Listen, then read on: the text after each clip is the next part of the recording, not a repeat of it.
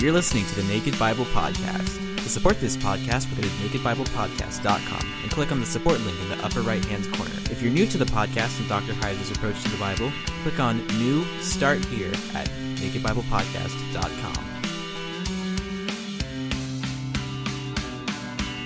Welcome to the Naked Bible Podcast, episode 76, Leviticus 16. I'm your layman, Trey Strickland, and he's the scholar, Dr. Michael Heiser. Hey, Mike, how you doing this week? Very good, very good. Good. Did you have a good Thanksgiving? We did. We had a couple families over and some little kids. You know, all my kids were there, but they're not little anymore. So, yeah, we had a good time. Good. And you do the traditional turkey and stuffing and all that stuff?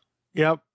Even the green bean casserole thing. So it was real traditional. Now, do you actually help cook, prepare? Oh, I don't cook. I probably did dishes half a dozen times. Well, that's good.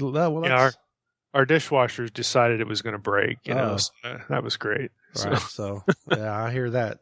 Did you watch football? Did you watch the Packers? Unfortunately, I watched the Packers lay an egg. You know, what can I say? No. Well, I won't rub it in too much because Romo broke his collarbone again, so I can't say too much. So maybe the Packers and Cowboys should just play each other the rest of the way, and they might each win a couple games. So no, because the refs will just say Dez didn't catch any balls, and Packers will just win. So right, it doesn't matter. They'll have Groundhog Day there. Right. Well, Mike, we decided to include Leviticus 15 back in the past episode, so I was wondering if you could just summarize Leviticus 15 for us real quick. And I had a particular question on why does Leviticus specify for men semen? Well, again, going back to the episode, and the reason we sort of folded Leviticus 15 back into that episode is because I actually talked quite a bit about what was going on in chapter 15 in conjunction with the earlier episode, which covered 12 through 14. But now, of course, we're going to label it 12 through 15. And again, going back to the seminal discharges, we talked about how the loss of life-giving fluids, that which God has given to us to create life, and He is the source of life. So the diminishment of that, I think, is the logic behind the status of impurity there. Again, to remind people that they are lesser, they are not fit for sacred space. Again, because of this power, if you will, this ability given by the life giver has been diminished. So that gets folded into it. And we mentioned real briefly in that last episode in a pre-scientific culture, the equivalent of that for the female, for a woman, was also considered to be part of the procreative process, part of how children were conceived. And so that's part of the logic too. But you have other discharges as well that would be viewed as abnormalities, especially when it comes to the female side. And if you'll notice back in Leviticus 15, it was associated with the same kind of language for that was associated with menstruation. So again, there the issue is blood, the loss of blood and that sort of thing. So people can pick up a little bit of that, if they go back to chapter 15 and give that a listen. But we dipped into it so many times in the previous episode that I really can't spend a whole episode on chapter 15 without it being quite repetitive. So hence we're moving on to chapter 16. Well, let's jump in here to 16. In many ways, this is the episode that people have been sort of looking for, because Leviticus 16 is another one of these chapters that if you're familiar with anything in Leviticus, it's probably this chapter. I mean, we had the dietary laws. People are familiar with those. But, this one probably trumps even those, because it's, the Day of Atonement, Yom Kippur, which is still practiced in some form in Judaism today. And, of course, the biblical form of it was altered even in biblical times because of the loss of the temple. So, we're more familiar with this because it's still current, actually. So just generally, again, the general rationale as we go through Leviticus 16, and we'll basically go through most of the chapter. The chapter is concerned with the removal, and not just the removal, but the destruction of impurity. So a couple of things to note in that regard. And you need to, as you listen to this, you need to be focused on impurity, because, again, we take this language, Day of Atonement, and because of the New Testament or because of the way we've been taught about the Old Testament, probably both, we look at this terminology and associate it with forgiveness of sins, that kind of thing. That is not the way it's cast in Leviticus 16, even though in the absence of the temple in later Judaism, that sort of became the focus because you don't have a temple. So you can't really talk about impurity, cleansing the sanctuary, because you'll notice as we go through Leviticus 16 that the blood of the sacrificed goat and the quote-unquote sin offerings, which again, hearkening back to Leviticus 4, are actually purification offerings or decontamination offerings. The blood of those sacrifices is used to purify the sanctuary, the tabernacle, the holy place. It is not applied to people. It's not applied to humans. And so right away you have a disconnect again with the New Testament conception of atonement and Jesus and whatnot. So let's try to keep impurity in our minds as we go through the chapter here. And second thought, the goat for Azazel. And if that's an unfamiliar phrase to listeners, I'll catch you up when we hit that point in the passage. But the goat for Azazel, often translated scapegoat, again, rather unfortunately, and I would say inaccurately, gets driven into the wilderness. So this is also a ritual of riddance, getting rid of something. So you have removal of impurity, you have destruction of impurity in the sense that it is cast out of the community. Impurity is cast out of the community, which is another way of saying it's driven away from sacred space. So again, the emphasis is on protecting sacred space. And really, you could summarize Leviticus 16 with a very modern term, and that is Leviticus 16 is essentially a reset button. You're hitting reset because it takes the sanctuary, it takes the holy instruments, the vessels associated with service in the sanctuary, in the holy place, and even the people. It restores, and that includes the priesthood, obviously, but it restores everything and everyone to that state at which everything and everyone was back in Leviticus 8, when the tabernacle and the priesthood and everything was sanctified for the first time, so that it could be used to accomplish what needed to be accomplished in the ritual system of sacrifices and offerings. So it's essentially a reset button. Again, that might be helpful to think of it that way. So resetting the whole system so that we can sort of start over now once a year, and everything is, that was in a state of impurity is now taken care of. And again, we're set to go again. Now, in regard to a few more thoughts here before we actually jump into the first verse here, in regard to the removal of impurity and again, the sacred space idea, the rationale also in part helps us to understand, what's going on in the mind of the Israelite, in the sense that if we don't do this, if we don't hit the reset button, if we don't make absolutely sure at least once a year that everything is restored to the way it could be, that nothing has been omitted by our own ignorance or our own oversight, that here's a ceremony that gives us the opportunity to just start over again. If we don't do this, there's a threat that God could withdraw again from the sanctuary because it's defiled, because something is being perpetually overlooked. And that, of course, means the alienation of God's presence from the community. So the sanctuary, the picture is the sanctuary is under constant threat of impurity, both from the priesthood, again, the people who functioned within it, who had jobs to do there, anyone, who happened to be rendered impure due to some, again, oversight on their own part, some negligence, because ritual impurities were considered contagious. And there were certain things we've talked about already in Leviticus that if you overlooked your need to be restored to ritual purity and you interacted with someone else, then they became impure, and so on and so on and so on. So the reset button was really important. I want to share a quote from Levine. Lastly, before we jump into this, I mentioned a few minutes ago that this is still current, which is why it's familiar.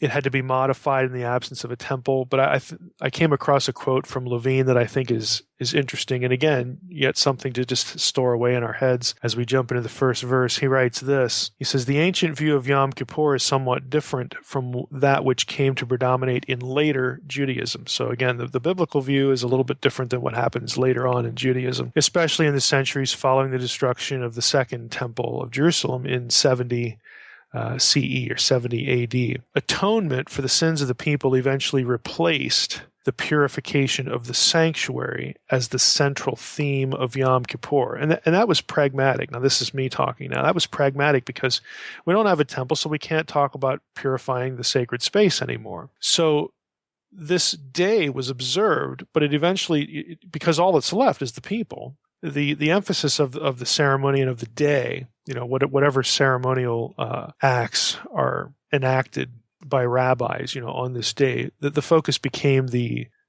people, the purification of the people, the atonement for the sins of the people. Again, that is not how it's described in Leviticus 16, actually, because the blood is never applied to people. It's only applied to the sanctuary, as we'll see. Now, in verse 30, okay, we're back to Levine now. Levine comments that in verse 30, and I'll paraphrase a little bit for the sake of time, there was a sense that while we're purifying the sanctuary, that the people were also reset as well. So this idea that was current in later Judaism is sort of resident and present in Leviticus 16, that sort of the little seed thought, the kernel of it is present in Leviticus 16, but the emphasis in Leviticus 16 is very obviously the sanctuary itself. So in the absence of the sanctuary, this is really the only part of the chapter that can really get meaningful attention in later Judaism. So you only actually have, and Levine points this out in his commentary when he, in relation to this quote, there's only a couple of times when the blood generally of any sacrifice is applied to the people, to the congregation, as opposed to the high priest, the thumb and the earlobe, because the high priest represents the people. There's only a couple of times when blood of a sacrifice is actually applied corporately to the people in a sacrificial act, and that's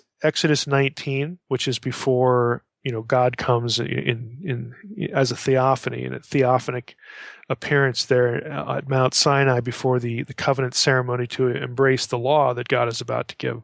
When all that was enacted, there's a ceremony again that involves blood being put upon the people at large. And then in Exodus 24, when the Sinai covenant is actually enacted, these are the only places you see this sort of thing happen again corporately. It does not happen in Leviticus 16, but yet the idea that the people are sort of subsumed within the reset button is actually there. So let's jump into Leviticus 16.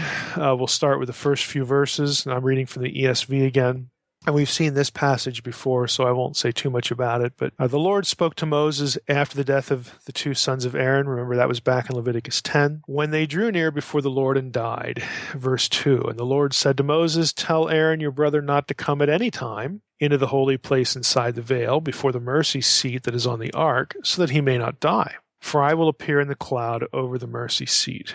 But in this way Aaron shall come into the holy place. And then we get the instructions for the Day of Atonement. So note the phrase, again, the reference is back to the death of the sons of Aaron, Nadav and Avihu, which is Leviticus 10. We spent a whole episode on that. And this language here, we said, connects, or at least informs us to help understand what likely happened in Leviticus 10, that they had penetrated inside the holy place, to the point of the veil, and only the high priest was supposed to do that. So that was apparently, it had a lot to do with why they were struck down. And so God says in this chapter, hey, tell Aaron, he says to Moses, tell Aaron your brother, he's not allowed in here just any time into the holy place inside the veil. You're just not allowed to do this. Only once a year. And verse 3 now, let me describe for you, God says, the way Aaron shall enter this place, and of course when. So that's sort of the lead off. Notice as well in verse 2, it's kind of an interesting phrase. God says, for I will appear in the cloud over the mercy seat.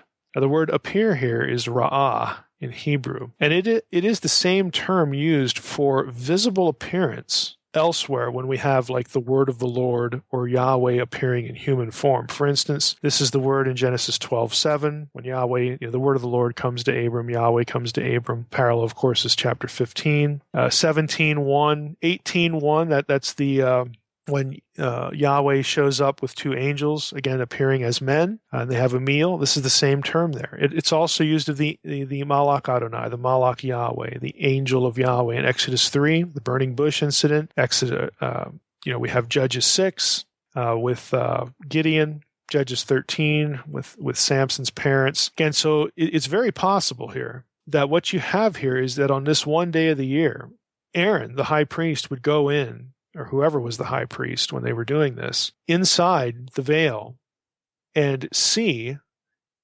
God in human form on the mercy seat, with his feet resting on the ark. The ark is referred to as the footstool in other passages.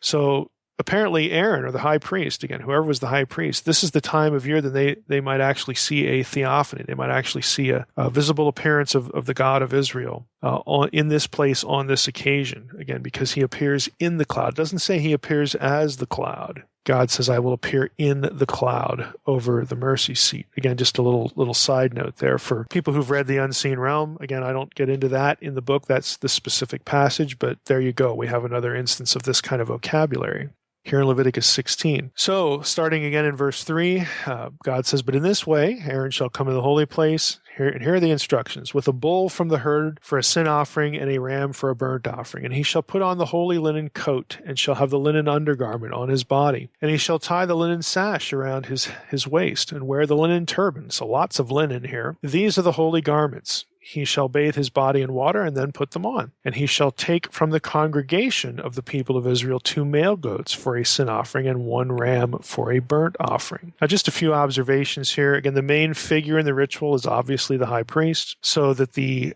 rightness or the efficacy of the ritual, again, doing it correctly and not violating, not having a problem like you had in Leviticus 10 with Nadav and Avihu, all of that depended on the high priest. He has to bathe. He has to wear, again, a lot of linen coat, linen turban, linen sash. Now, if you go back to Leviticus 8, and of course, back in Exodus, in the later chapters, 28, 29, around there, that's when we get a description of the normal clothing, the normal vestments of the high priest, which had lots of gold and jewels and lots of costly, fabrics that were dyed different colors. Here, it's much simpler. It's just linen. Just linens here. For this ritual, then, the high priest wears something a lot more simple, a lot sort of stripped down. A lot of the fanciness, if you will, is taken away from the high priest as he is about to enter, into the most holy place and perform what needs to be done on this particular day, the Day of Atonement. So the implication is that these white, these linen garments, again, it doesn't really give the color, but again, they're undyed, so it's something very plain. But the implication is that these linen garments are prepared for this occasion specifically. Simple, unadorned intercessor is the role of the high priest. He's stripped of all signs of status, just as simple as you can get. So the high priest, again, is the key person. He apparently goes to a specific location within the tent of meeting complex to take off his normal garments and change into the simple ones. That's based on verse 23, which is after the ritual when we get the comment, then Aaron shall come into the tent of meeting and shall take off the linen garments that he put on when he went into the holy place and shall leave them there. Apparently he gets redressed in his normal garb, for when he's on sacred space. So again, it's just stripped of all signs of status. Aaron also has to provide a bull for the sin or the purification, the decontamination offering. His own bull, apparently from his own herd, because in verse 5 we get a reference to taking from the congregation 2 male goats for a sin offering and 1 ram, and that line is not back here in verse 3. So apparently this is something that Aaron, the high priest, whoever was the high priest, has to take from his own herd for his own sin offering. Again, that makes sense. The community, of course, will provide 2 male goats and then a ram for their offerings. Again, the 2 goats, one of them. The reason why you have both goats referred to as a sin offering, a purification or decontamination offering, even though only one of them will end up being sacrificed. The reason for that is that the lots have not been cast yet over these 2. So since we don't know yet, which one's going to be the actual sin offering, they're both referred to that way. We don't know which one's going to be for the Lord, which one's going to be for Azazel. Again, we'll get to Azazel in a moment. At this point, either could be the sin offering, so that's why we have the language here. And of course, the burnt offering, after the ritual's done, the burnt offering, if you remember back to our discussion of burnt offerings, this was again, visiting God's house to sort of, establish a relationship with him. Again, once the sanctuary has been decontaminated, then, the role of the burnt offering is there, again, to reestablish, reset, a direct relationship with the God of Israel, that now Israel is accepted into my presence. They've been decontaminated. So sure, come on over, come on over to Yahweh's house, that sort of thing. So Leviticus 16:6, just continue on here. Aaron shall offer the bull as a sin offering for himself, and shall make atonement for himself and for his house, his household. Then he shall take the 2 goats and set them before the Lord at the entrance of the tent of meeting, and Aaron shall cast lots over the 2 goats, one lot for the Lord, and the other lot for Azazel. And Aaron shall present the goat on which the lot fell for the Lord, and use it as a sin offering. But the goat on which the lot fell for Azazel shall be presented alive before the Lord to make atonement over it. And I would say a better way to translate that would be to make expiation with it, or to make a purging with it, or to, again, the whole notion of the sin offering, is, again, decontamination, purification. But in the instance of this live goat, the idea, again, falling back to atonement, has to do with the person, or in this case, it's representative for the whole congregation, for them to be purged of any sort of flaw or again contaminant, or if there's anything amiss, that's marring the relationship between us and God. Well, those things, those issues, those sins, those problems, whatever you want to call it, those impurities will, at the end of verse 10, be sent away into the wilderness to Azazel. So this takes us into two issues here we need to discuss. Going back to Leviticus 4, the whole language of atonement. If you remember from that episode, the Hebrew kippur, with two P's there, kippur, really comes from the Akkadian verb kupuru, which means to wipe off or burnish or cleanse or purge, that kind of thing. Now, in cultic terms, again, in ritual terms, this meant that expiation was conceived of as a cleansing or wiping away of impurity, getting rid of contamination. Now, we need to be a little more specific here. The point of that language, that verb in Akkadian and hence in Hebrew, is not that kippur, Hebrew kippur, refers to the action of wiping. Rather, it's more abstract. The term really refers to the fact that the person, in this case the whole people, have been purged or purified, again, in the sense that God looks upon what's being done in the ritual according to his command, and he responds in such a way to indicate that, well, now that you've done this, you're acceptable to me. You have been purged from anything that would mar our relationship. You are now fit for sacred space. So the point of the verb is not the wiping action, not any activity, but rather the point is the result. That you have been made acceptable now. You've been purged from impurity. Even more specifically, in the context of Leviticus 16, which is, where we're camping here today, the goat for Azazel, again, the one that's not sacrificed, purges the people from impurity by removing the impurity out of the camp, away from sacred space and into the wilderness, which is the domain of Azazel. And this harkens back to the whole concept of cosmic geography. Turf that is foreign to Yahweh's domain, Yahweh's presence, and in fact hostile to Yahweh's presence and Yahweh's domain. So this is where you put impurities. You drive them out. You remove them from sacred space to protect the sanctity of not only the tabernacle and its vessels and the place upon which it rests, but also the people. Again, this is a reset button for the nation in this ritual. Now, along with that, we can't understand this goat, which is never sacrificed, this goat which is sent out into the wilderness, because that's where Azazel is. This is not an offering to Azazel, again, because there's no ritual killing here. Rather, the goat is just a vehicle for the removal of impurity, so that you send impurity to where it belongs, to the realm in which it belongs. And that realm is where Yahweh is not. Yahweh is not associated with impurity. He is not associated with flaws and imperfections of any kind. His turf, his domain, and his people are holy. They are sanctified. And so impurity must be removed. So it's not like an offering like Azazel is being appeased or anything like that. Actually, Azazel's getting if I could be, probably shouldn't be so crude in the podcast, but I was going to say just a load of, CRAP, I guess. That's what is happening here. We don't want impurities here. You're impure by definition because, you're not Yahweh. So you take them. This is where they belong, that kind of thing. So it's not an appeasement.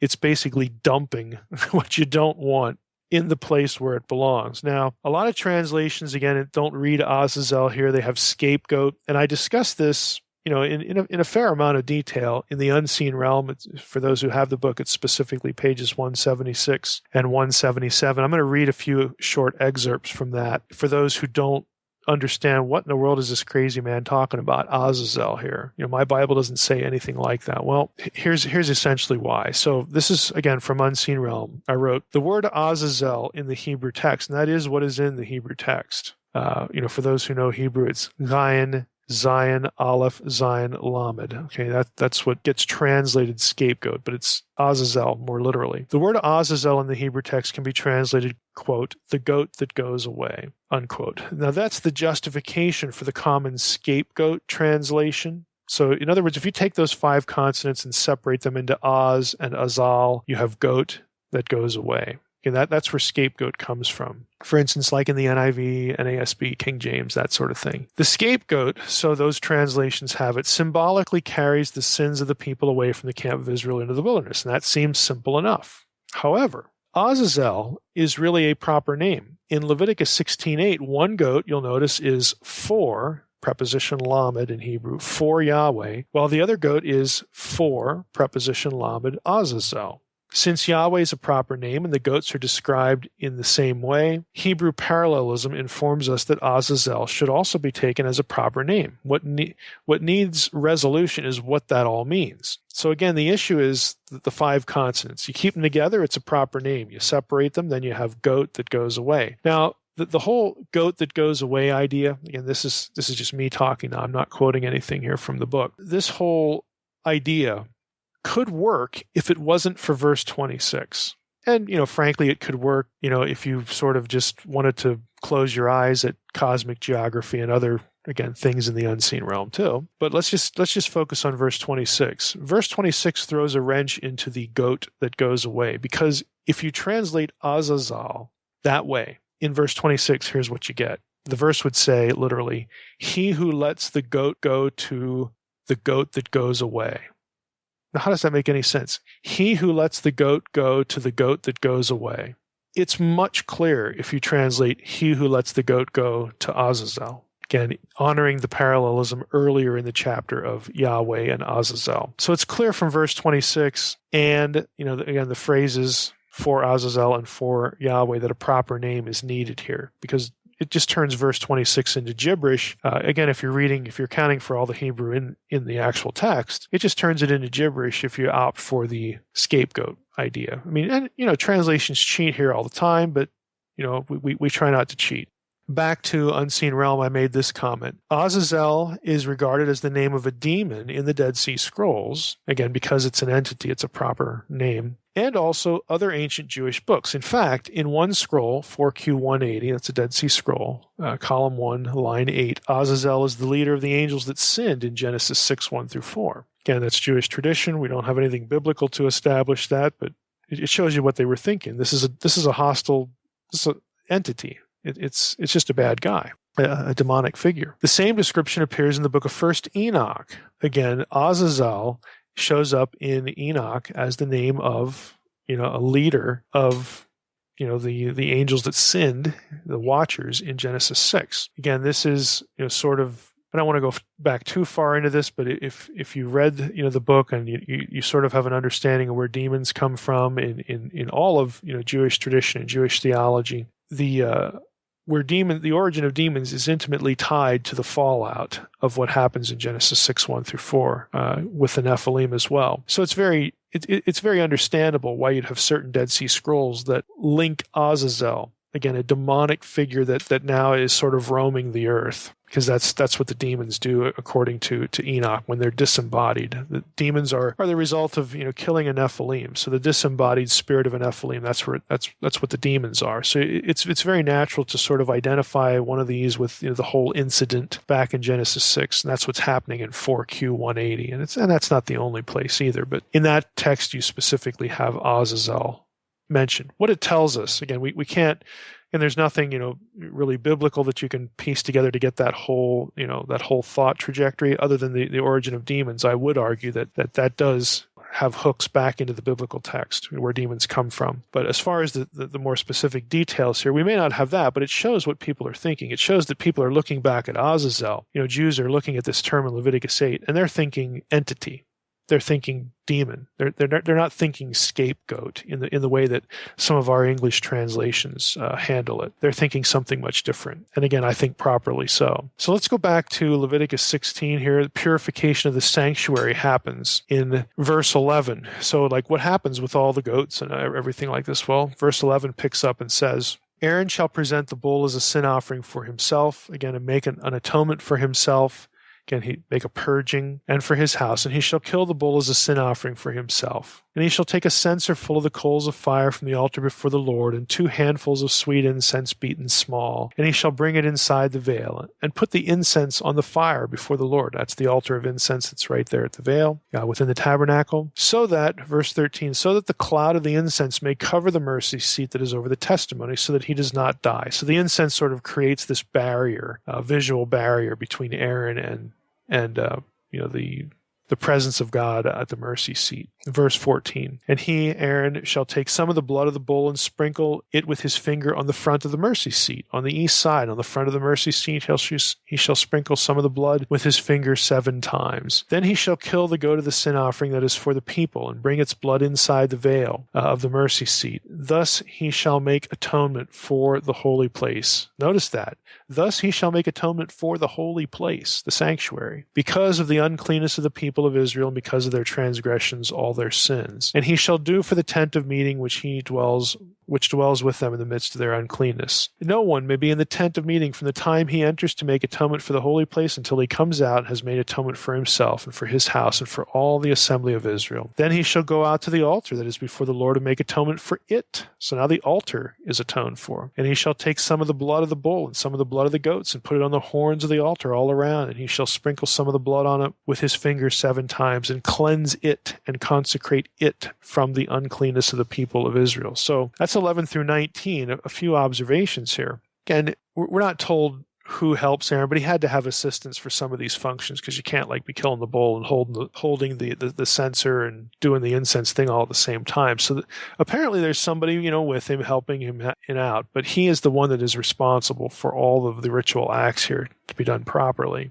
And then that other person, as indicated here, the other person is going to have to either leave or, maybe some of this was prepared beforehand and then, Aaron puts it on a tape. We don't know, but he's only got 2 arms. So there's an issue there, or at least something that we don't often think about. But any assistance he had or any procedural thing he did to help himself out isn't really mentioned here. Mercy seat, I should say a few things about. This is a common translation. Again, I'm reading the ESV. This is not a good translation, although it's a traditional one. The reason it gets translated mercy seat is that we have here a noun, kaporet, formed from the same lemma, I should say the same from the lemma of it's formed from a lemma that is related to the verb kippur. So kippur and kaporet, they both have the kaf and then the double P, K, and 2 Ps. One's a noun, one's a verb. So the verb for atonement, kippur, this is sort of a noun equivalent in Hebrew, kaporet. And so since the verb gets this atonement language associated with it, so the noun is referred to as the mercy seat because this is the result of the atonement. God is showing mercy. And that is an abstracted interpretive translation. More literally, if atonement, the verb kippur, means to purge, okay, then kaporet should be the place of purging. In other words, we would really focus on the location, not the result. Again, because calling it the mercy seat is sort of reading the theological result into the lemma, and that's why it's not a great translation. There are other reasons too. Let me just quote you something from Nahum Sarna's commentary on Exodus when the ark is being built, with the lid. He says here, mercy seat is in the English versions. This is based on the Septuagint and Vulgate translations, which mean instrument of propitiation. Again, getting it from this lemma relationship. It follows the usual sense of the Hebrew stem kpr, to atone or make expiation, and this understanding would appear to be strengthened by the instruction in Leviticus 16:15 and 16, that at this spot in the Holy of Holies, the high priest is to perform expiatory rites on the Day of Atonement. Again, and what I'm saying is the focus should be on the location, not on the theological result, as far as the translation goes. But Sarna makes another comment here. He says, nevertheless, mercy seat is not a satisfactory translation of kaporet, since the aspect of mercy is an interpretation and is not inherent in the word. Again, that's just what I was saying. The translation a cover. Okay, some translations will have covering or cover for kaporet instead of mercy seat. Sarna says, the translation a cover rests again on a supposed primary meaning to cover for the Hebrew verb kippur, which again is not the case. Kippur comes from Akkadian kupuru, which is about purging. It's not about covering anything. It's about purging. So again, these are English options that really are not satisfactory. And think about it. I mean, just think about what this object is. The kaporet is the lid of the ark. It is actually God's seat throne, since the ark is elsewhere described as God's footstool. For instance, 1 Chronicles 28:2, Psalm 99:5, Psalm 132:7. I'll just read one or two of these. Psalm 99:5 says, "Exalt the Lord our God, worship at his footstool. Holy is he." 1 Chronicles 28:2. King David rose to his feet and said, "Hear me, my brothers and my people. I had it in my heart to build a house of rest for the ark of the covenant of the Lord and for the footstool of our God. And I made preparations for the building." Again, the ark associated with this idea of being a footstool. Lamentations 2:1, another instance. So the lid that goes over the ark, the kaporet, which is placed atop the aron, that's the Hebrew word for ark, is actually God's seat throne, and the ark is his footstool. So the imagery is that God is sitting on this golden slab. This is solid gold, also atop of which are fixed two cherubim. So it's a cherubim throne. The lid, the kaporet, is a cherubim throne. The ark is underneath, again, where God's feet rest. Again, that's the imagery. Sarna comments on a little bit on the cherubim. He says, at either end of the kaporet, a cherub was hammered out. The two cherubim faced each other with their heads bent slightly downward. Their fully outstretched wings were turned upward, sheltering the main body of the lid and the ark below it. Verse 22, as well as Numbers 7:89, make clear that the divine voice was thought to issue from the space above the lid and between the two cherubim. And if we take the theophanic language that began this chapter, Leviticus 16:2, where God says, "I will appear in the cloud," then you actually could have a visible form of an enthroned deity, the enthroned Yahweh, at the kaporet, because it was his seat throne. Continuing or going back to Sarna. Sarna says, this makes clear again that the kaporet, with its cherubim, would support the invisible throne of God. It explains a frequently employed epithet of God as the one who, quote, is enthroned between the cherubim. Okay, various verses, use that language. 1 Samuel 4:4, 2 Samuel 6:2, so on and so forth. The imagery of the footstool and the throne evoke the conception of, again, how obvious is this? This imagery, footstool and throne, evoke the conception of God as king. Now, we don't often think of Leviticus 16 as a scene, a throne room scene, but that's what it is. It's God as king, again, enthroned on the cherubim. Those of you who have followed my blog and even the Paleobabble blog, when I talk about throne iconography, and in Unseen Realm we get into throne iconography, very clear examples that this was a familiar idea, because cherubim, again, just as kippur comes from Akkadian kupuru, cherub, karuv, comes from an Akkadian term as well, and it refers to a throne guardian. Okay, so again, it's just throne imagery left and right, but we often don't think about that when we're reading through Leviticus 16 because we have translations like mercy seat. That doesn't really conjure up any sort of throne imagery at all. I mean, frankly, neither does lid, neither does cover, neither does place of purging, if you wanted to take kaporet and be very literal with it. I mean, I actually think a really good translation here would be throne, seat throne or something like that, because conceptually, that's what it is. Now, that wouldn't be a good translation in terms of, literalism, things that are wrapped up in the lemma, but it captures the point of the description, that's going on here and elsewhere. Again, we can talk about translation philosophy some other point. So in verse 13, again, we have the phrase that this is how you approach it. You put the incense up there. You got God, sitting on his seat throne right here. You do it this way with the incense cloud. You got to get that going first, burning because, we don't want the high priest to die in verse 13. Again, and then we get into, in verses 16, 18, 19, what happens with the blood? Well, the blood is brought into the Holy of Holies, and it's sprinkled again on the throne seat. It's, applied, thereafter to the horns of the altar.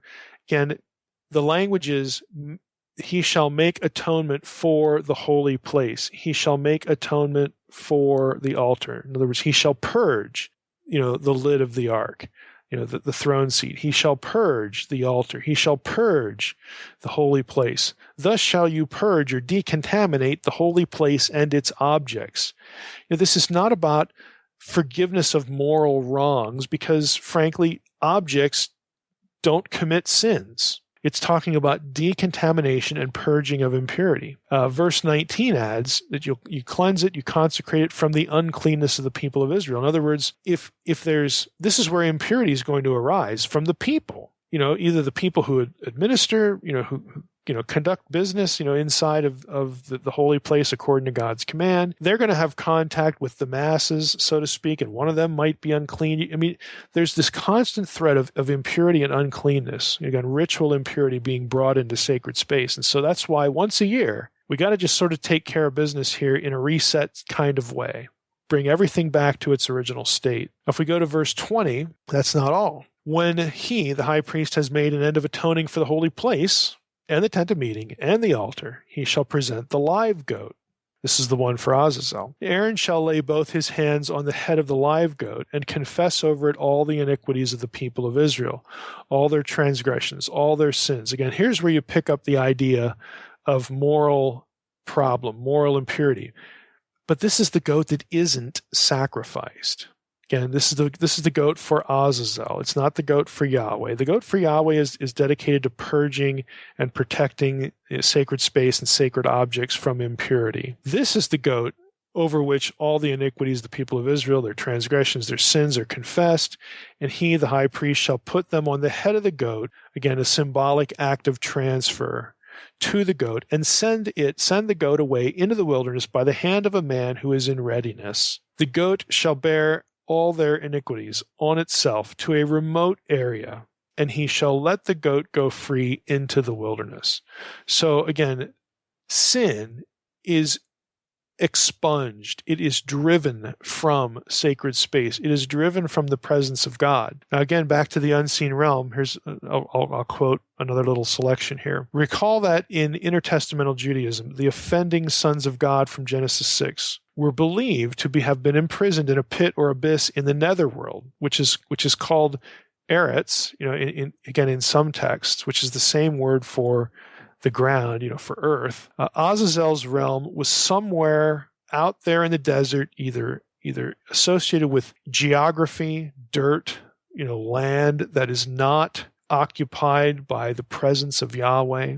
There's where Yahweh is and his presence and his people, and then there's everything else. Or again, this conception of the underworld, being under the earth, that sort of thing. So you get these ideas, that sort of glom onto each other here. So it's non-holy ground. The wilderness is non-holy ground, non-sacred space, and frankly, space that is hostile to where Yahweh and his people are. It was a place associated with supernatural evil. Now, the Old Testament itself, again, doesn't state that Azazel was a demon. Scholars have, however, connected the name to Mot, the god of death. This is from the unseen realm. And Mot, of course, is an underworld deity. It's the god of death, the underworld, the dead. That's there's two peas in a pod there. The identification of the term with a demon may also derive from cosmic geography and an association of the wilderness with the forces of chaos, which of course are hostile to God. This would make sense on several levels, as the desert would not only be a place forbidding to life, but as ground outside the camp of Israel, and of course the presence of Yahweh, the source of life. The wilderness would have been a clear association with the forces of chaos. It was threatening. It was dangerous. Leviticus 17:7 also suggests, again, we'll get into Leviticus 17 in another episode, but just this one comment. That passage also suggests that Israelites saw the desert as spiritually sinister. Leviticus 17:7 says, "So they shall no more sacrifice their sacrifices to goat demons, after whom they whore." That's ESV. So we're not told why the Israelites, at least some Israelites, had done this. But the placement of this problem in proximity to the ritual goat to Azazel suggests a conceptual connection. Jews of later periods certainly made such a connection. In other words, they were scared. They were scared of the outside world, the wilderness realm, because it was a place associated with death, with moat, with the underworld, with hostile spiritual forces, all this stuff. And so apparently Leviticus 17:7 alludes to the fact that some Israelites were freaked out and they're sacrificing, to keep the bad guys at bay. And so Leviticus says, you're not going to do this anymore. Again, this is not something that we do now.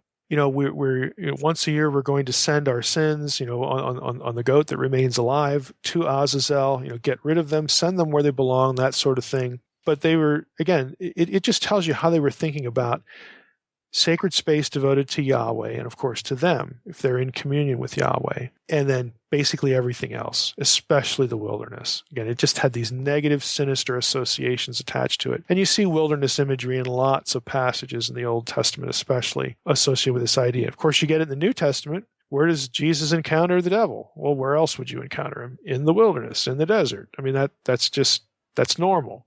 That kind of thinking, that kind of theology, that kind of cosmic geography is present in the New Testament as well. Now, I have a note here in the unseen realm after that, the short paragraph about Leviticus 17:7 that alludes to J.B. Lightfoot, noting that the Jewish practice later on in Jewish history about the goat for Azazel was to push the goat over a cliff to ensure that it never found its way back to holy ground.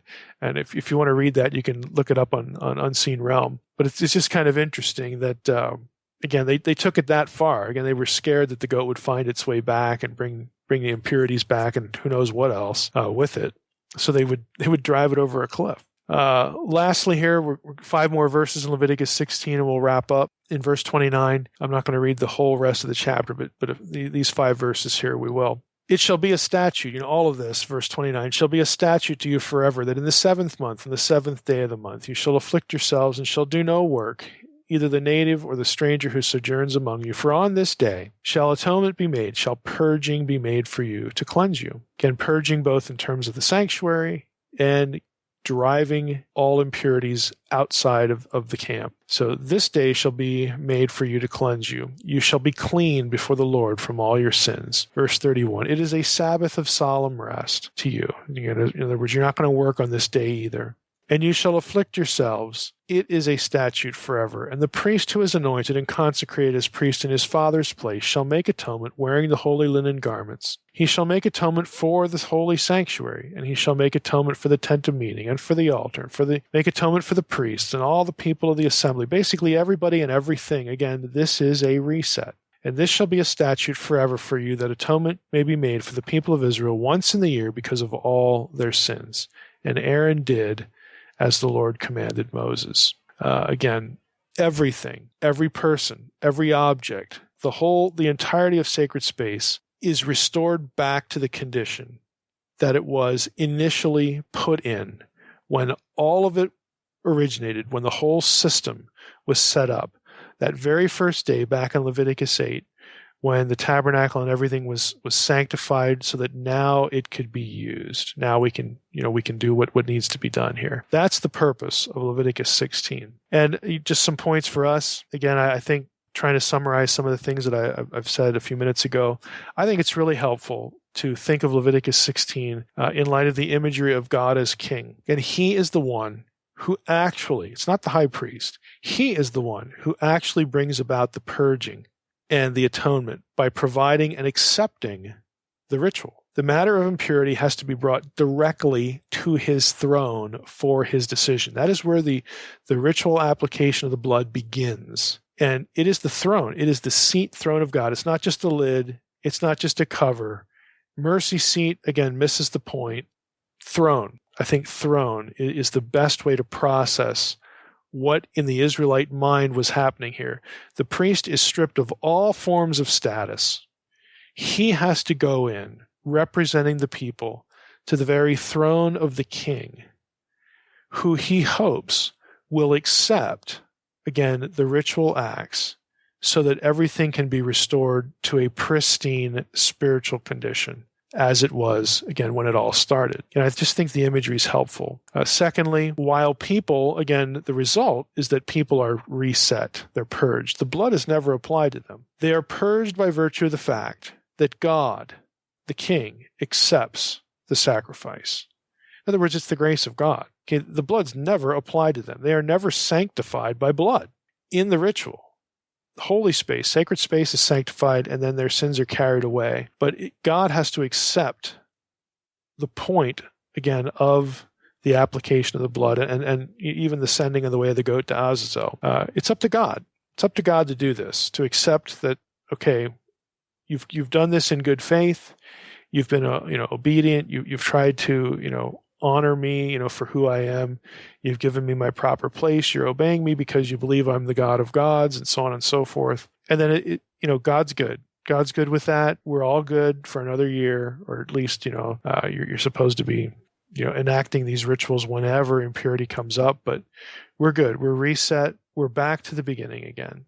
Thirdly, the goat for Yahweh again is the blood issue. The goat for Azazel is the removal of impurity. Both goats factor into the representation of how the New Testament describes salvation. In other words, when the New Testament talks about salvation, we are both made fit for God's presence.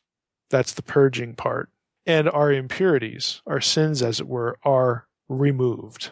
Again, that's the other goat, the living goat part. So both sides of this ritual coin, as it were, are sort of merged in the way the New Testament talks about salvation. So I think those three thoughts, again, and again, trying to see the throne room of God here in this ritual, I think is a good way for us to process it and use this chapter to help us think about the enthroned Christ and what happens on the cross. Again, especially the way that the New Testament, think of the irony, especially the way the New Testament talks about the cross as enthronement. Okay, when Jesus, was offered as a sacrifice of sin, then, he winds up, because he does that, at the right hand of God, enthroned at the right hand of God. I mean, all this enthronement talk that is associated with the crucifixion. Again, I think that creates a good conceptual link back to Leviticus 16 that we can appreciate and process. Mike, I noticed on your blog you mentioned something about John Walton's article. I didn't know if you wanted to mention something about that, or. Yeah, I'm wondering. There's a good article that Walton breaks down Leviticus, the whole book, into sort of parallel zones of, I'm trying to remember the exact term he uses, equilibrium. The sort of like restoring equilibrium in a very cosmic sense, and how the book of Leviticus is laid out to sort of reinforce that idea. I think, and you'll mention it, or you probably saw in the blog, I have been toying with the idea of referencing that article either here or at the end of our time in Leviticus. I'm still not sure what I want to do there. We probably could post it. I can send it to you, Trey, because we can always bring it up later too and post it at the last episode, I guess. But, okay. There's no harm in doing it early here. But it's a really interesting article, and Leviticus 16 is a good place for it because, as Walton points out, Leviticus 16 is sort of a hinge point in how the book is laid out. So that's why I was thinking about doing it here or at the end, when you can sort of step back and look at the whole picture. But we can do it at both. So I'll send you that, and you could append that article to to this episode too. Okay, sounds good. Well, you're back from the conferences, so how did it go? Yeah, it went well. I mean, it's very busy. You can literally be going from morning till very late at night just talking to people, but it's great, to run into people you only see once a year. And I actually made a point, to go, hear a number of papers. I'll probably blog. I won't, not probably, I'll definitely, I just don't know when I'll do it, but maybe in the next week or so, I will blog a list of the papers that I heard that I thought were interesting, and sort of just summarize what the point of it was and what the takeaway was. But yeah, it went well. And did you have any reaction from the unseen realm at the conferences? Yeah, I did. A lot of people brought it up, actually. I had Bob Chisholm at Dallas, who was the guy who helped shepherd my first article, Deuteronomy 32:8, Deuteronomy 32:8 and the sons of God. He helped shepherd that thing through Dallas's journal process, again, because he's an Old Testament guy. He gets the sons of God kind of thing. And I ran into him at a session, and he said he was hoping to use the book in it as a required book in one of his classes. There's already been somebody who's done that. Gary Yates at Liberty has used it in a class, and there were a couple of others that just said, yeah, we're going to fit this in somewhere in our Old Testament classes or our theology class or something like that. So I probably had maybe a dozen people say something about the book, all positive during the course of the conference and the podcast too. Yeah, and the podcast. That there were a number of people who brought up the podcast who knew about it and were pretty regular listeners. And again, I associate the podcast with again something we do to produce content for people outside the guild. But here we have people in the guild who are actually paying attention to the thing. So that was kind of nice to hear. Right, that's awesome. You also did an Atlanta Unseen Realm event. How'd that go? Yeah, that went really well. Shout out to Tim Andrews, who, again, a layperson, heard about that I was willing to travel and took it upon himself to organize a meeting because he again learned from the blog that I was going to be in Atlanta, and so we worked a Saturday night out during the conference week. I put that time aside to go over and do that. I would say we probably had I would think 50 people, 50, maybe a little bit more. I didn't do a head count, but the place was full. I think we would have at least had 50. That it met in a building that's actually was a remodeled funeral home that is used by a pretty large and enduring, this is something that's been going on for years, house church community, that they've essentially outgrown the houses, the homes that they can meet in without getting in trouble with zoning and whatnot. So they actually have a building that's not marked as a church, but they use it to meet. And there were a lot of people with the book. I spent an hour signing books at this event. That's great. And just talking to people. We did a couple hours just talking about points in the book, major, sort of the flyover kind of topics, then an hour of Q&A, and then another hour just signing books and chatting with people, who came. So it was quite a good event. And get a lot of good feedback about the book. And the show. Yeah. Just people appreciating the podcast and of course, the book content. But again, on that community, there were a significant number that mentioned the podcast, that they're really benefiting from it. There was one guy at the conference, if we can mentally go back to the conference, who uses the podcast for a small group situation where he lives, and they're planning to go through Supernatural in a small group. So people are using the content, which is surprise. I mean, that's why we do it. I want to produce content that people actually find useful. So it was a good week. It was very busy, kind of exhausting, but a really good week. Well, speaking about using the content as a group, don't you have an update about the leader's guide for the Supernatural? Yeah. There is a leader's guide written by Ron Johnson, and Ron was with me at the Atlanta event, and we hung out during the week as well. Ron, again, has been interviewed on the Naked Bible podcast, and he's the guy who produced the Leader's Guide for Supernatural. That is available now in digital form, in the Logos format. So you could get it that way. It's going to be in paperback shortly. That may happen by the end of the year. I'm not quite sure as far as a date.